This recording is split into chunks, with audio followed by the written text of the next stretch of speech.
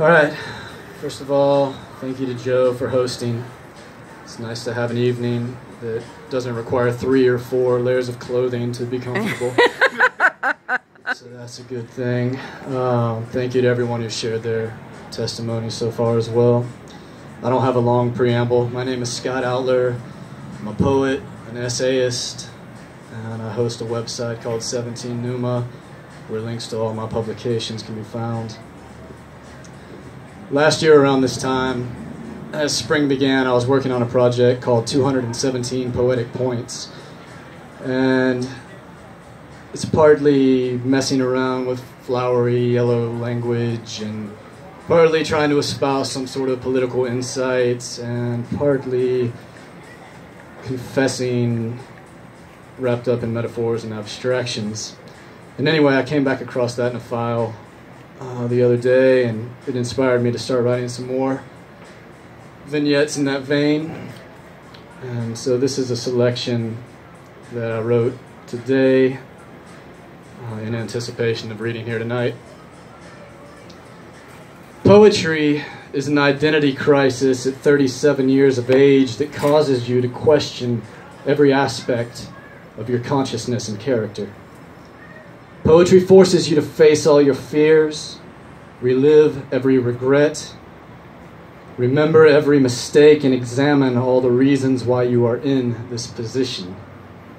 Poetry demands that you acknowledge the fact that you are not where you should have been by now because of your own faults, but that you can still make it to where you're supposed to be. You show the strength necessary to continue moving forward while working vigilantly to create changes in the way you think and the actions you take in the world.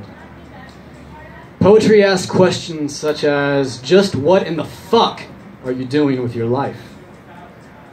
Poetry is the point in life when you are at the cusp of realizing the most important dream that you've had since childhood, when listening to golden oldies on the radio taught you to believe in the concept of true love. Poetry is when you are poised to take the greatest leap of faith you've ever had the courage to trust in. But then an act of nature beyond your control knocks you off the mountain and back down to the ground where the climb began. Poetry is the images that flash through your mind of what your children together would have looked like. Poetry is knowing that sometimes circumstances arise in life that even love cannot easily conquer. Poetry is coming so close to fate that you are allowed to hold it in your hands, hug it, dance with it, eat with it, sleep beside it at night, feel its warmth in your heart, but then having it slip away as you desperately try and keep your grip. Poetry is a state of complete confusion.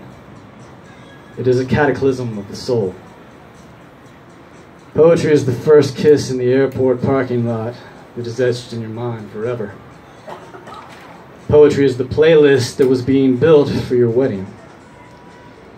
Poetry is 2 supernovas colliding together, creating a brighter spark than you've ever experienced, and then being swallowed into the darkness of space. Poetry is when the wave arrives and there is no choice but to let it crash over you. Poetry is understanding that you can never again return to who you once were, and so you will either be able to evolve or you will perish. Poetry is the lesson being taught that everyone already knows about life not being fair. Poetry is a verse of sorrow and suffering that, if interpreted correctly, can bring about peace and a renewed sense of joy. Poetry is a cycle that will never cease recurring until you learn how to set the gifts it isn't trying to impart. Poetry is a vast world filled with 8 billion people who all need the same damn thing. Poetry is a promise that everything will eventually be okay. Poetry is a prophecy that has been humbled to its core.